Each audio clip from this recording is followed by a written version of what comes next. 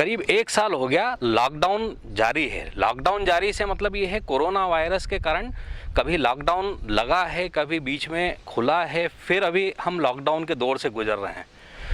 बच्चों की बात करें तो वो लंबे समय से घर पर हैं और घर पे रहने के कारण कई परेशानियां खड़ी हो रही हैं। एक तो फिज़िकली वो फिट नहीं हो पा रहे हैं, घर में रह रहे हैं, जो स्कूल में जाके मस्ती करते थे, खेलते थे, वो नहीं हो पा रहा। इसका असर सीधे मेंटल हेल्थ पे जा रहा है। दूसरी बात अगर हम देखें पेरेंट्स को, वो भी घर से ऑनलाइन काम कर रहे हैं। कई पेरेंट्स के साथ दिक्कत ये है कि उनकी नौकरियां चली गई हैं, कंपनियों के साथ प्रॉब्लम जा रही है। ऐसे में उनका जो मेंटल स्ट्रेस है वो बच्चों के ऊपर आता है। बच्चों की परेशानियां दिन पे दिन बढ़ती जा रही है। ऑनलाइन क्लासेस तो हो रही है, लेकिन उसका कितना फ़ायदा मिल रहा है यह बाद में ही पता चल पाएगा, क्योंकि अभी टीचर्स बात करती है तो वो सिर्फ ऑनलाइन करती है और वो कुछ ही समय के लिए करती है और फिर चली जाती है।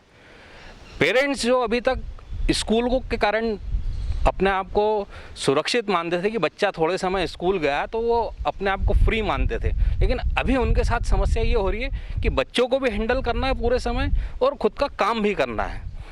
ऐसे में कई प्रॉब्लम्स जारी है, जिसके लिए हम शिक्षाविद राजेश अवस्थी साहब से बात करेंगे, जो इंदौर में टी चौथराम स्कूल के प्रिंसिपल भी हैं। सर नमस्कार। नमस्कार मनीष। विहान हिंदुस्तान पर आपका स्वागत है। सर अभी पिछले 1 साल से थोड़ा सा ज़्यादा हो गया, बच्चे जो हैं घर पे हैं, उनके साथ जो परेशानियां जा रही हैं कि ऑनलाइन क्लासेस तो हो रही है लेकिन फिज़िकली फिट नहीं है, जिसका असर मेंटल हेल्थ पे भी पड़ रहा है। साथ में पेरेंट्स के साथ भी परेशानियां हैं। तो ऐसे मामले में आप क्या सुझाव देना चाहेंगे?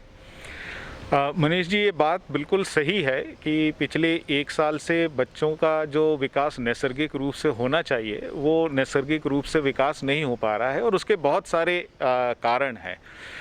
सबसे बड़ा कारण स्कूलों का बंद होना है, क्योंकि स्कूल में जो एक लर्निंग एनवायरनमेंट मिलता है बच्चों को, और जो एक फ़िज़िकल एक्टिविटीज़ बच्चों की होती है, सोशल एक्टिविटीज़ बच्चों की होती है, वो उनके सर्वांगीण विकास पर बहुत ज़्यादा असर डालती है। लेकिन पिछले 1 साल से हम देखें तो बच्चों ने स्कूल में जो गतिविधियां करते हैं उस तरह की कोई गतिविधि घर पर नहीं की है। इसके कुछ रिस्ट्रिक्शंस भी हैं, लिमिटेशंस भी हैं, घर पर पेरेंट्स की भी लिमिटेशंस हैं। और इसका सबसे ज़्यादा असर जो शैक्षणिक रूप से तो पड़ ही रहा है, लेकिन भावनात्मक रूप से बच्चों पर जो असर इसका पड़ रहा है उसके दूरगामी परिणाम होंगे, ऐसा मेरा मानना है। एक उदाहरण के लिए हम ये दे रहे हैं कि बच्चे जब घर पर हैं पूरे समय पर एक बहुत रिस्ट्रिक्टेड माहौल में रह रहे हैं। बाहर जाने की उनको आज़ादी नहीं है, वो दोस्तों से नहीं मिल पा रहे हैं, वो अपने रिश्तेदारों से नहीं मिल पा रहे हैं, ना ही कोई एक ऐसा काम कर पा रहे हैं जो जिससे कि एक मनोरंजन उनको मिले। इसकी वजह से गुस्सा, जिसको हम एंगर, एंग्जाइटी, ये जो समस्याएं हैं, ये समस्याएं बच्चों में बहुत ज़्यादा आ रही हैं। दूसरा एक कारण ये है कि जब हम पूरे समय पर घर पर हैं तो एक रूटीन को हम फॉलो नहीं कर पाते हैं, जैसा कि हम स्कूल के लिए रूटीन फॉलो करते थे। मसलन सुबह जल्दी उठना है तो मुझे 6 बजे उठ के 8 बजे स्कूल पहुंचना है, मुझे 6 घंटे स्कूल में रहना है, आके काम करना है। तो मेरा एक रूटीन पूरा सेट था। स्कूल में भी जो है मुझे खाली पढ़ाई नहीं करना है पर दोस्तों के साथ मस्ती भी करना है। तो मुझे सीसीए के पीरियड में जाना है तो मुझे ड्राइंग भी करना है, मुझे म्यूज़िक भी करना है, मुझे स्पोर्ट्स भी देखना है। तो ये सब चीज़ें बच्चों को अब नहीं मिल रही हैं, और जो मिल रहा है वो सिर्फ ये है कि ऑनलाइन क्लासेस में 2 घंटे या 3 घंटे एक जगह पर रिस्ट्रिक्शन के साथ बैठ के पढ़ाई करना, जो कि लर्निंग थ्योरीज के हिसाब से बहुत ज़्यादा इफ़ेक्टिव नहीं है। एक पहलू ये भी है कि इसका कोई और ऑप्शन भी नहीं है कि ऑनलाइन एजुकेशन का हमको एक ऑप्शन दे दें। तो एक बहुत ज़रूरी बात अब ये हो जाती है कि घर का वातावरण जो है वो किस तरह का हो, जिससे कि बच्चे को जो बाहर नहीं निकल पाने के कारण परेशानियां हो रही हैं उसको कम किया जा सके। और इसमें माता पिता को, परिवार के बाकी सदस्यों को, इसके साथ साथ कुछ हद तक स्कूलों को भी कुछ प्रयास करने चाहिए। और वो प्रयास सिंपल ऐसे हो सकते हैं कि बच्चे को हम एक ऐसा रूटीन सेट करके दें जिससे कि वो दिन में बिजी रहे। ठीक है, अभी क्या हो रहा है कि घर पे बच्चा बिजी नहीं है, तो उसकी क्लास जब होती है, ऑनलाइन क्लास होती है, कई बार टेक्निकल इश्यूज़ के कारण वो क्लास अटेंड नहीं कर पा रहा है, कई बार वो कैमरा बंद करके क्लास अटेंड कर रहा है, बजाय टेबल कुर्सी पर बैठने के वो सोफे पर बैठा हुआ है या बिस्तर पर बैठा हुआ है। जिस समय उसकी क्लास चल रही है उसी समय घर के दूसरे काम भी हो रहे हैं, तो एक लर्निंग एनवायरनमेंट नहीं बन पाता है, तो उसकी वजह से बच्चा कॉन्सेंट्रेट नहीं कर पा रहा है। दूसरी चीज़ जो है कि एक जो टीचर और अपने फेलो स्टूडेंट्स के साथ जो एक कनेक्ट बनना चाहिए, एक इमोशनल कनेक्ट जो बनना चाहिए, जो एक्चुअली में लर्निंग के ऊपर काम करता है, वो नहीं बन पा रहा है। तो बच्चा अपने आसपास ही सिमट गया है, वो अपनी एनर्जी को कहाँ निकाले। तो आपने जैसा शुरुआत में कहा कि कुछ ना कुछ ऐसी फिजिकल एक्सरसाइजेस बच्चा घर पर करे जिससे कि वो एनर्जी उसके अंदर से निकले, अदरवाइज वो एनर्जी फिर गलत तरीके से गलत जगह से निकलती है। आप क्या कर रहे हैं इसके लिए? मतलब आपका स्कूल भी है, आप प्रिंसिपल हैं, तो ऐसे मामले में आप अपने बच्चों पर जो ध्यान देना चाह रहे हैं, तो आपका स्कूल कुछ कर रहा है सर? इस मामले में हम दो चीज़ें जो हैं वो कर रहे हैं। पहली चीज़ जो है वो ये है कि हमने फिज़िकल एजुकेशन की क्लासेस साल भर जो है वो सुबह हर एक क्लास के लिए लगाई, और ये अपॉर्चुनिटी हमने माता पिता को भी दी। तो वो सुबह की क्लासेस जो है वो सुबह 7 बजे वो क्लासेस होती है, 1 घंटे की क्लासेस होती है, ताकि बच्चा जो है वो रोज़ सुबह एक्सरसाइज कर सके। तो एक ये फिजिकल एक्टिविटीज़ की रही। दूसरा हमने ये किया, एस्थेटिक सेंस डेवलप करने के लिए हमने आर्ट एंड क्राफ्ट और म्यूज़िक की क्लासेस भी कंटिन्यू, जो हम स्कूल में करते थे उसी तरह की क्लासेस ऑनलाइन हमने स्कूल में कंटिन्यू की, ऑनलाइन एजुकेशन में। तीसरा हमने ये कहा कि जो हमारे स्कूल के काउंसलर हैं, तो स्कूल के काउंसलर को कभी भी कोई भी फ़ोन कर सकता है, और फ़ोन करके जो है अगर कोई समस्याएं आ रही हैं तो वो समस्या का समाधान स्कूल के जो दोनों काउंसलर हैं वो कर सकते हैं। तो ये एक जो 3 चीज़ थी कि हमने फिजिकल एस्पेक्ट को भी देखा, हमने एस्थेटिक एस्पेक्ट्स को भी देखा, और हमने जो इमोशनल एस्पेक्ट है उन तीनों को भी साथ में ध्यान में रखा। सिर्फ पढ़ाई के ऊपर जो है वो ध्यान नहीं दिया। जैसे अभी जो 12वीं के बच्चे हैं, अभी एग्ज़ाम का कुछ पता नहीं है, तो बहुत एंग्जाइटी है, बहुत फियर है बच्चों में, क्या होगा क्या नहीं होगा, क्योंकि उनका फ्यूचर डिपेंड करता है। तो इस चीज़ को समझते हुए हमने जो है वो उनकी ग्रुप काउंसलिंग भी की, इंडिविजुअल काउंसलिंग भी जो है चल रहा है। एक शेड्यूल बनाया कि 12वीं क्लास के बच्चों से जो है टीचर के अलावा काउंसलर्स भी जो हैं वो रेगुलर बात करते रहें, ताकि भावनात्मक रूप से हम उनको संबल प्रदान कर सकें। अच्छा, जो काउंसलर्स हैं आपके, उनसे भी बात होती होगी, या बच्चे या पेरेंट्स आपको भी सीधे फ़ोन लगा देते हैं? किस किस तरह की शिकायतें आपको ज़्यादातर देखने को मिल रही हैं? ज़्यादातर जो शिकायतें आती हैं वो एक बच्चे के व्यवहार में परिवर्तन आ रहा है, वो एक शिकायतें आती हैं। जैसे बच्चों का गुस्सा बहुत ज़्यादा बढ़ गया है, चिड़चिड़ाहट बहुत ज़्यादा हो गई है, बच्चा कहना नहीं मानता है।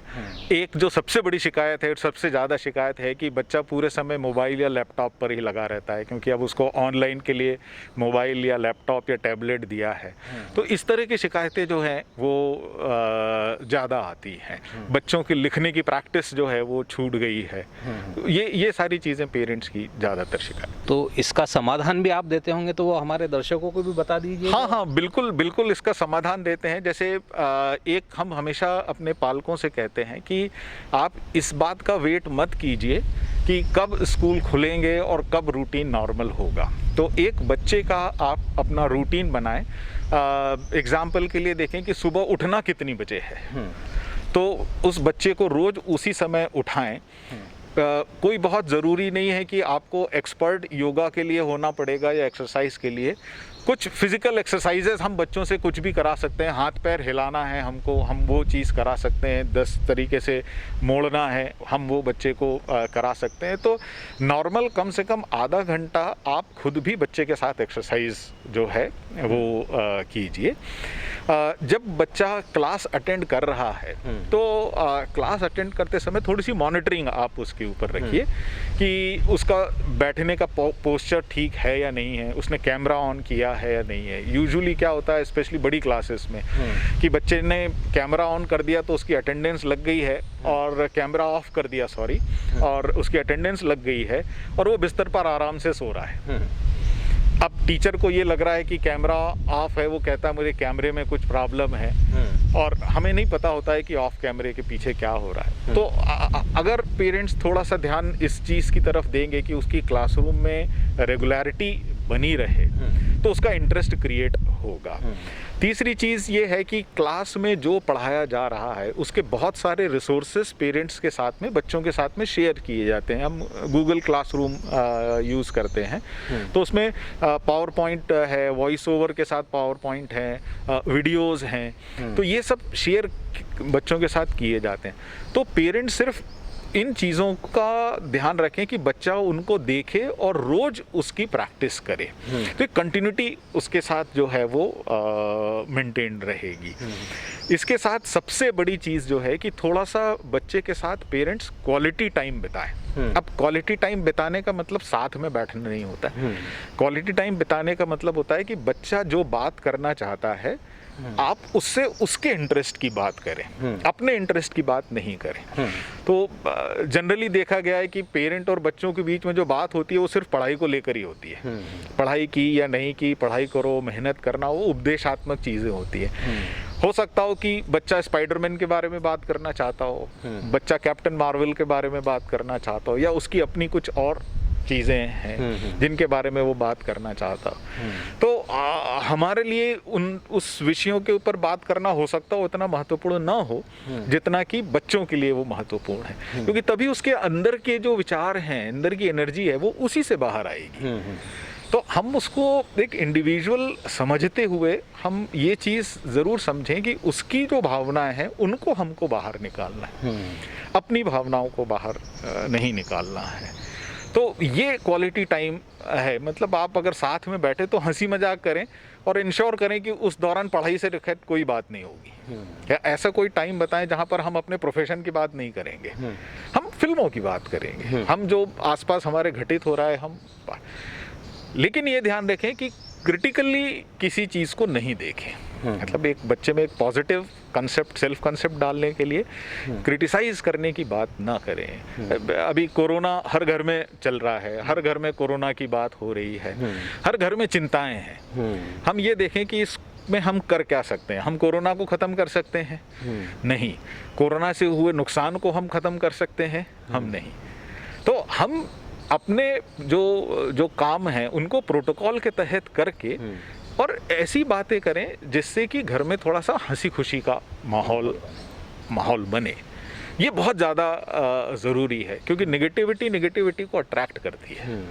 तो अगर मुझे अपने ऑफिस में कोई परेशानी है तो वो परेशानी मेरे घर वालों पर ना निकले, स्पेशली बच्चों पर जो है वो ना निकले। तो मैं बच्चों से हंसी मजाक की बात करूं, पॉजिटिव बात करूं और उनको भी मौका दूं कि वो मस्ती करना चाहते हैं तो मस्ती करें और मैं भी उनके साथ उस मस्ती में शामिल हूं। तो ये मेरे भी विकास के लिए अच्छा है और बच्चों के विकास के लिए भी काफ़ी अच्छा है। अब एक उन बच्चों की बात करें जो पिछले 1 साल पहले स्कूल जाना था लेकिन अभी वो स्कूल का ही मुंह नहीं देख पाए। अब ऐसे पेरेंट्स कैसे अपने बच्चों को जो है लिटरेट करें, स्कूल को लेके अगर बात करें तो, क्योंकि उसने तो बिल्डिंग ही नहीं देखी अभी। ये बात बिल्कुल सही है। और हम भी जब टीचर फ्रेटर्निटी में बैठते हैं तो ये बात एक बहुत बड़ा मुद्दा होता है कि जो सबसे छोटी क्लास होती है एंट्री लेवल की नर्सरी, और वो उनका पहला कदम स्कूल में पड़ा ही नहीं है और अब वो प्रमोट होकर दूसरी क्लास में चले गए हैं। तो ये एक चिंता का विषय इसलिए हमको ऐसा लगता है कि ये बच्चे जब भी स्कूल आएंगे 1 साल 2 साल बाद, तब कैसे सोशल स्किल्स के साथ आएंगे, ये एक उसके लिए हमको अभी से सोचना पड़ेगा कि हम कैसे उनसे 2 साल बाद डील करेंगे। लेकिन वर्तमान परिस्थितियों में देखें तो वर्तमान परिस्थितियों में जो किया जा सकता है, क्योंकि बहुत बेसिक लेवल की पढ़ाई इसमें होती है और स्कूल में जो है वो सारा मटेरियल प्लानिंग के साथ डे टू डे बेसिस पर वो पेरेंट्स को देते हैं और उसके साथ ही ये एक फ्लेक्सिबिलिटी भी रखते हैं कि अगर बच्चा किसी समय क्लास, क्योंकि छोटे बच्चे हैं, वो उसको नहीं 9 बजे अटेंड करना है, आज मूड नहीं है, मुझे सोना है, मुझे उसी समय खाना भी खाना है, ऐसी बहुत सारी प्रॉब्लम आती है। तो वो फ्लेक्सिबल टाइमिंग की अगर ज़रूरत लगती है तो फिर टीचर उन बच्चों से दोपहर में या शाम को वो फिर से आधा घंटा 15 मिनट बात करके और उसको समझा सके, क्योंकि उस लेवल के ऊपर टीचर की बात का असर ज़्यादा होता है, क्योंकि घर में तो मम्मी है, तो मम्मी के साथ कुछ भी किया जा सकता है, पापा के साथ कुछ भी किया जा सकता है, लेकिन टीचर की बात मानना जो है वो ज़रूरी है। तो जो बाद के किसी टाइम पे टीचर से बात करके वो क्लासेस वगैरह लगा के और काम किया जा सकता है। अब यही बात आती है 10th पास करके जो 11th में जाते हैं, अब वो सब्जेक्ट के लिए चयन कैसे करें? घर में तो पेरेंट्स हैं, लेकिन जब टीचर्स जब तक बताएगी नहीं, गाइड नहीं करेगी, तो उनको लेके भी आप कुछ कर रहे हैं क्या? हाँ, इसको हमने क्या किया है कि हमने एक ओरिएंटेशन प्रोग्राम किया था 10th के सभी बच्चों को लेके, और उस ओरिएंटेशन प्रोग्राम में को हमने 2 हिस्सों में बांटा था। पहला हिस्सा हमने करियर की बात की थी और जहाँ बच्चों को हमने ये समझाया था कि करियर जो है वो एक इंडिविजुअल में होता है, तो ज़रूरी नहीं है कि आप इंजीनियरिंग अगर करेंगे तो ही अच्छा करियर होगा। अगर आपकी चॉइस कोरियोग्राफर बनने की है तो वो भी एक बहुत अच्छा चॉइस है। सारे प्रोफेशन में जो लोग होते हैं उनका जब हम ग्रेडेशन करते हैं कि कौन बहुत अच्छा इंजीनियर है या कौन बहुत अच्छा डॉक्टर है, तो वो हम उनके स्किल्स के ऊपर करते हैं। हम जो है डिग्री के ऊपर नहीं करते कि हर डॉक्टर ने तो एक ही चीज़ पढ़ी हुई है, हर इंजीनियर ने, हर चार्टर्ड अकाउंटेंट ने, सब ने एक ही जैसी पढ़ी हुई है। लेकिन फिर भी हमको ऐसा लगता है कि नहीं, एक्स जो है वो ज़्यादा बेहतर है वाई से, तो हमें एक्स की सेवा है। तो अब वो एक्स बेहतर जो है वो पढ़ाई के कारण ही नहीं है, उसने उस पढ़ाई को कैसे उपयोग में किया, नॉलेज का यूज़ कैसे किया। तो पहले पार्ट में हमने बच्चों को ये गाइड किया कि सब्जेक्ट सिलेक्शन जब आपको करना है तो किन किन बातों का ध्यान में रखना है। तो एक अपनी एबिलिटी जो है उसका ध्यान में रखना है, प्रेशर में आके नहीं करना है, चाहे वो पेरेंट्स का प्रेशर हो या अपने दोस्तों का प्रेशर हो कि मुझे तो मेरे दोस्त ने अगर कॉमर्स लिया है तो मुझे भी कॉमर्स लेना है, या मेरे दोस्त ने मेडिकल में जाने का फैसला किया तो मुझे भी मेडिकल में। ये देखें। दूसरी एक चीज़ ये भी देखें कि जब आप कोई कोर्स पढ़ना चाहते हैं तो उसके लिए अभी आपके पास 2 साल का समय होता है। 2 साल में, क्योंकि अभी इतनी ज़्यादा मैच्योरिटी होती नहीं है कि वो मार्केट एनवायरनमेंट को समझ पाएँ, लेकिन 2 साल में जब वो पढ़ते हैं तब उनको समझ में आता है कि आने वाला समय कैसा होगा। तो उसको डेवलप करना बहुत ज़रूरी है कि अगर मुझे इंजीनियर बनना है, आज मुझे कंप्यूटर इंजीनियर बनना है, तो मुझे 2 साल स्कूल के, 4 साल इंजीनियरिंग के अगर करना है, तो इन 6 साल के बाद कंप्यूटर इंजीनियरिंग का स्कोप क्या होगा। और वर्तमान परिदृश्य में ये इसलिए बहुत ज़्यादा इम्पॉर्टेंट है कि कोरोना ने पूरे दुनिया का चाल चलन बदल दिया है। तो इतनी अनसर्टेनिटी आ गई है कि हमको नहीं पता कि आने वाले 6 साल के बाद हमको किस तरह की सोसाइटी मिलेगी और उसकी क्या प्रॉब्लम्स होगी, उसके क्या हमको सॉल्यूशंस देखने होंगे। तो कॉम्पिटेंसी बिल्डिंग के ऊपर हमने उनसे बात की और फिर हमने उनको जो सब्जेक्ट कॉम्बिनेशंस हैं, वो सब्जेक्ट कॉम्बिनेशंस, उनकी क्या मार्किंग स्कीम होती है और उनका क्या स्कोप है आगे जाकर, उन स्कोप के बारे में बताया। तो ज़रूरी नहीं है कि ह्यूमैनिटीज़ पढ़ने वाला जो है वो अच्छा नहीं कर सकता है या वो सेकंड ग्रेड का स्टूडेंट होगा। दरअसल आप अपने नॉलेज को किस तरह से यूज़ करते हैं वो आपको बेहतर बनाता है। तो ये एक गाइडेंस जो है वो हमने दिया है बच्चों को। और अभी चूंकि ये ऑनलाइन है, बच्चों से बहुत ज़्यादा मुलाकात नहीं होती, लेकिन हम इसको कंटिन्यू करेंगे ताकि हम बच्चों के मन में जो सब्जेक्ट्स उन्होंने लिए हैं उन सब्जेक्ट्स के बारे में उनको पता होता चले कि क्या किया जाए। और उसके अलावा भी फिर बहुत सारी एक्टिविटीज़ हैं। एंटरप्रेन्योरशिप सेल है हमारे यहाँ, तो बच्चे कैंपस कंपनीज चलाते हैं, 3 कैंपस कंपनीज बच्चे जो हैं चलाते हैं। MUN क्लब है। तो इन सब चीज़ों से भी बच्चों का कहीं ना कहीं विकास जो है वो होता है। हमारे यहाँ एक स्पेशल स्ट्रीम है जिसको हम मैनेजमेंट स्ट्रीम बोलते हैं। तो यूजुअली स्कूलों में कॉमर्स होता है, साइंस होता है, साइंस में भी बायोलॉजी और मैथमेटिक्स होता है। हमारे यहाँ जो है वो humanities, science, mathematics, science, biology के अलावा एक मैनेजमेंट की स्ट्रीम है जहाँ बच्चे मार्केटिंग मैनेजमेंट, बिजनेस एडमिनिस्ट्रेशन, ये सारे सब्जेक्ट्स पढ़ते हैं। तो वो एक प्रैक्टिकल एक्सपोजर उनको काफ़ी मिलता है जब हम इन सब चीज़ों को लेके साथ में बैठ के बात करते हैं। अच्छा, ये तो स्कूल की और घर की बात हुई। अभी तक क्या होता था, बच्चा जब स्कूल आता था तो बस में चढ़ता था, ड्राइवर से मिलता था, स्टॉप पे रहता था तो 10 लोगों से मिलता था, परिवार के लोगों से मिलता था। अभी ये सब ख़त्म हो गया। तो वो जो डेवलपमेंट है घर पर बैठे बैठे कैसे उसको कर सकते हैं? ये एक बहुत ज्वलंत समस्या है मनीष जी। मैं कहूँगा ज्वलंत इसलिए है कि कहीं ना कहीं कोरोना के कारण या लॉकडाउन के कारण जो है हमारा मूवमेंट रिस्ट्रिक्शन हुआ, तो सोशल स्किल्स में बहुत कमी आई है। मसलन ये हुआ कि बच्चे जो हैं वो बाहर जाकर किसी से मिल नहीं पा रहे हैं। अब वो चाहे किसी दोस्त के घर या फैमिली के घर जाके डिनर करना हो, कोई शादी हो, बड़ा फंक्शन हो, छोटा फंक्शन हो, या ऐसी कहीं घूमने के लिए जाना हो, तो ये एक चीज़ देखने में है कि कहीं ना कहीं बच्चों में एक बात करने का तरीका, एक झिझक सी पैदा हुई है कि कैसे बात की जाए। जो कॉन्फिडेंस लेवल है वो कॉन्फिडेंस लेवल डाउन हो गया है। उतना फ्रीली बच्चे बातचीत नहीं कर पा रहे क्योंकि उनको बातचीत करने का मौका ही नहीं मिल पा रहा है। दूसरी एक चीज़ ये हो रही है कि बच्चे ज़्यादातर समय जो है वो क्लासेस के बाद कंप्यूटर पे गेम्स में बिता रहे हैं। अगर अभी आप देखेंगे तो बहुत सारे गेम्स कंप्यूटर पे नए नए लॉन्च हो रहे हैं, तो बच्चे वो गेम खेल रहे हैं या नेटफ्लिक्स या प्राइम पे ढेर सारी फिल्में देख रहे हैं।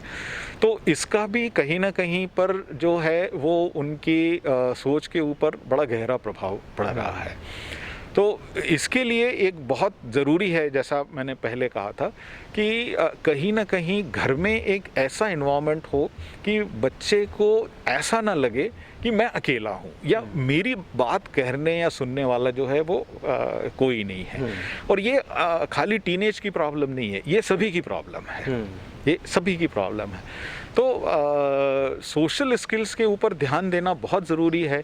हम ये कर सकते हैं कि बच्चों को फोर्स करें, हम दिन बांध दें कि भी आज जो है वो आपको अपने ग्रैंड पेरेंट्स से बात करनी है या चाचा चाची से बात करनी है, मामा बुआ ताऊ जो भी है, जो घर के बाहर जो हमारे दूसरी जगह रह रहे हैं उनसे, और जहाँ तक हो सके वीडियो कॉल कराएं। हाँ।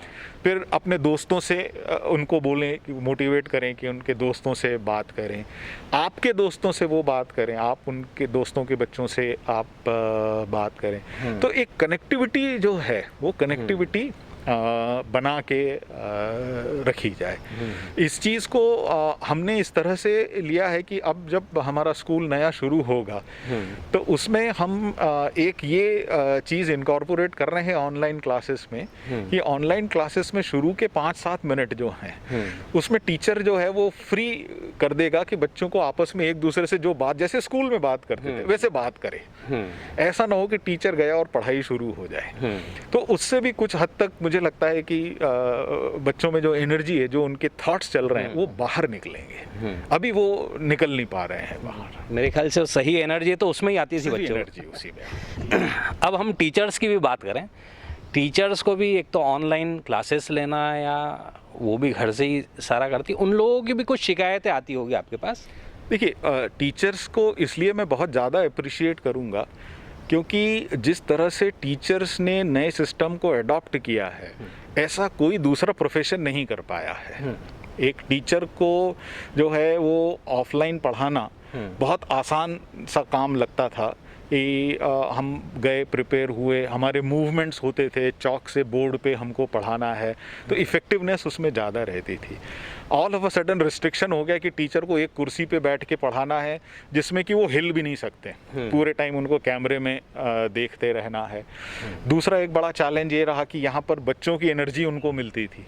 अब यहाँ पर तो बच्चे सिर्फ 1 सेंटीमीटर बाई 1 सेंटीमीटर के छोटे से स्क्वायर में बच्चे उनको दिख रहे हैं, लेकिन उसके बावजूद उन्होंने अपनी इफेक्टिवनेस को दिन पे दिन बढ़ाया, अडाप्ट करते चले गए। बहुत सारे टीचर्स ऐसे थे जो टेक्नोलॉजी से बहुत ज़्यादा वाकिफ़ नहीं थे। उन्होंने बच्चों से सीखा, बच्चों ने टीचर्स को क्लास में सिखाया कि कौन सा बटन दबाना चाहिए, या आप ये देखिए कि वो राइट हैंड साइड में 3 बटन है, वहाँ पर मैडम आप इसको क्लिक कीजिए या ये काम करें। तो एक ये टीचर्स के लिए बहुत बड़ा चैलेंज था जो कि उन्होंने बहुत बखूबी उसको एक्सेप्ट किया और बहुत इफ़ेक्टिवली उस पर काम भी किया। लेकिन हमको ये बात भी भूलना चाहिए कि टीचर भी हम लोगों में से ही हैं। उनके घर में भी परेशानियाँ आई हैं। किसी के बिजनेस में लॉस हुआ है, किसी का हस्बैंड का जॉब चला गया है, जो परेशानियाँ दूसरों को आई क्योंकि हम समाज का हिस्सा हैं और सबके ऊपर एक जैसा ही काम जो है चल रहा है। तो हमने टीचर्स के लिए भी जो है वो एक इमोशनल लिटरेसी प्रोग्राम हमने चलाया कि हमने उनको इस बात के ऊपर देखा कि भाई परेशानियां सबको हैं, तो कैसे उस तरीके से हम देखें, कैसे अपने आप को जो है वो रैशनलाइज रखें। तो एक सपोर्ट सिस्टम हमने टीचर्स का क्रिएट किया और उसमें जो है आज भी टीचर्स, बहुत सारे टीचर्स ऐसे हैं जो डायरेक्ट फ़ोन करके अपनी परेशानी बताते हैं कि ये परेशानियाँ हैं। हमने बहुत फ्लेक्सिबल भी हुए, क्लासेस को लेके हम बहुत ज़्यादा फ्लेक्सिबल हुए। अगर टीचर को कोई परेशानी है तो वहाँ पर भी हमने उनको फ्लेक्सिबिलिटी जो है वो काफ़ी हद तक दी है। तो टीचर्स को भी जो परेशानियाँ आम नागरिक को हैं वही टीचर्स को भी ज़्यादा आई हैं। शुरुआत में जब बहुत ज़्यादा अच्छा नहीं था तो एक पेरेंट टीचर रेपो की बहुत परेशानी आती थी, क्योंकि पेरेंट को भी झल्लाहट होती थी कि क्या ऑनलाइन क्लासेस हैं। कई जब पेरेंट को ऐसा लगता था कि भाई स्कूल ने अपनी जिम्मेदारी पेरेंट्स पर डाल दी है। स्कूल ने जानबूझ करके जिम्मेदारी नहीं डाली, किसी भी स्कूल ने जानबूझ करके, ये इसका कोई एक ऑप्शन नहीं है।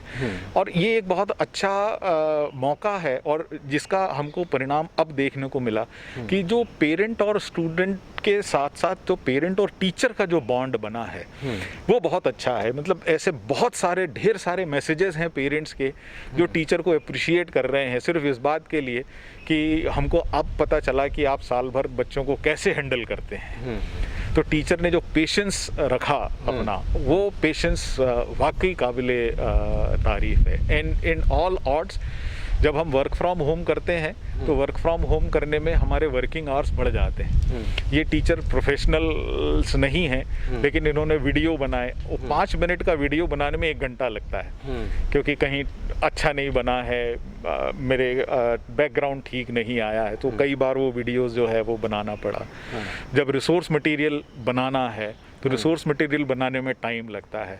तो जो टीचर एक नॉर्मली स्कूल में जब 6 घंटे रह के काम करके और घर चले जाते थे, अब उनके वर्किंग आवर्स भी जो अगर हम जोड़ें तो वो वर्किंग आवर्स भी ऑलमोस्ट 8 से 10 घंटे तक, 12 घंटे तक हो गए हैं। कुछ टीचर्स ऐसे रहे हैं जिन्होंने रात को 9 बजे क्लासेस लिए कि बच्चों को कुछ डाउट्स हैं तो बेटा रात को 9:30 बजे क्लास ले लेते हैं, 9 बजे क्लास ले लेते हैं ताकि उनकी परेशानी ना हो। तो एक बहुत होल हार्टेड अप्रोच के साथ में टीचर्स ने काम किया।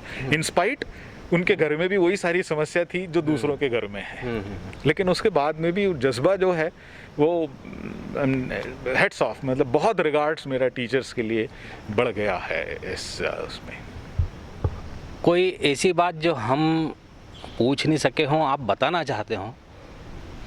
नहीं, दरअसल देखिए, जो हम अगर दोनों तीनों एस्पेक्ट के ऊपर देखें तो दोनों तीनों एस्पेक्ट पे हम देखें तो पेरेंट, स्टूडेंट और टीचर, और एक जो चौथा डायमेंशन इसका है वो है सिस्टम, कि हमने सिस्टम जो है वो किस तरह से बना रखा है। तो कई बार क्या होता है कि जब भी सिस्टम में कोई काम करते हैं, जैसे एक मशीन काम करती है और मशीन में अगर एक कोई छोटा सा पुर्जा अगर काम नहीं कर पा रहा है तो उसमें से कुछ आवाज़ आने लगती है। तो आवाज़ आने लगती है तो हम उस पुर्जे को सुधारते हैं। हम कभी भी मशीन को दोष नहीं देते या मशीन को उठाकर नहीं फेंकते। तो मेरा एक कहना ये है, और स्पेशली पेरेंट कम्युनिटी से और स्टूडेंट कम्युनिटी से, इसके साथ साथ टीचर से भी, कि हमको लर्निंग की इफ़ेक्टिवनेस की तरफ ध्यान देना है। हमें ये चीज़ एक्सेप्ट करनी होगी कि हमारे पास ऑनलाइन लर्निंग के अलावा कोई विकल्प नहीं है। अगर हमारे पास विकल्प होता तो ज़रूर उस विकल्प की तरफ हम जाते, और न ही हम बैठे रह सकते हैं कि जब स्थिति नॉर्मल होगी, और हमें नहीं मालूम कि नॉर्मल होने के बाद की स्थिति, नया नॉर्मल, जो न्यू नॉर्मल जिसको बोलते हैं, वो क्या होगा। तो कहीं ना कहीं अगर हम चीज़ों को एक्सेप्ट करके जो है वो काम करें और साथ में मिल के काम करें, आई थिंक हम बहुत हद तक इफ़ेक्टिव लर्निंग जो है उसको कर सकते हैं। प्रॉब्लम्स सबको आती है, ऐसा नहीं है कि प्रॉब्लम्स नहीं है, सभी के घर में, और किसी के घर में अलग सब तरह की समस्याएं नहीं है। सभी के घर में समस्याएं समान समस्याएं हैं कि सभी के घर में आर्थिक समस्याएं हैं, सभी के घर में जो है वो स्वास्थ्य संबंधी समस्याएं हैं, सभी के घर में जो है वो दूसरी सामाजिक समस्या, सभी के साथ ऐसा है। तो इससे अछूता कोई भी नहीं है। तो कहीं ना कहीं हमें एक ये अंडरस्टैंडिंग डेवलप करके चलें कि हमें एक दूसरे का सपोर्ट सिस्टम बनना है, बजाय इसके कि हम हमेशा जो है वो अपनी समस्याओं को बढ़ा चढ़ा कर देखें और दूसरे की समस्याओं को बढ़ा चढ़ा कर नहीं देखें। टीचर्स भी समझें कि पेरेंट्स की अपनी लिमिटेशंस है। हर एक के पास जो है वो 4 बेडरूम 5 बेडरूम का घर नहीं है, छोटे छोटे घर हैं। किसी घर में 2-2 बच्चे हैं जिनकी क्लास का टाइम सेम है, जहाँ पर माता पिता घर से काम कर रहे हैं और 2 बच्चे हैं तो चारों का टाइम जो है वो सेम है। तो वहाँ कुछ लिमिटेशंस टीचर समझें उन पेरेंट्स की, पेरेंट्स भी समझें कि जिस परेशानी से वो गुजर रहे हैं उसी परेशानी से टीचर भी गुजर रहे हैं। तो बजाय हम फॉल्ट फाइंडिंग मशीन बनने के, हम एक सपोर्ट सिस्टम बने और एक जिम्मेदारी हम एक दूसरे की लें। स्कूल जो है वो टीचर्स की जिम्मेदारी ले, पेरेंट्स की जिम्मेदारी ले, पेरेंट्स जो है वो बच्चों की जिम्मेदारी लें। तो इस तरह से एक अगर हम एक दूसरे को साथ लेके चलेंगे तो ज़्यादा बेहतर रहेगा उसमें। तो साथियों, जो राजेश अवस्थी साहब ने बोला है कि सब मिलजुल के काम करें, तो अब आप लोग प्रण लें कि आगे मिलजुल के ही काम करेंगे, इससे बच्चे का भी विकास होगा और किसी को प्रॉब्लम नहीं जाएगी। तो सर, आप समय देने के लिए, हमको समय थैंक यू मनीष जी, आपका धन्यवाद। Thank you very much. Thank you very much.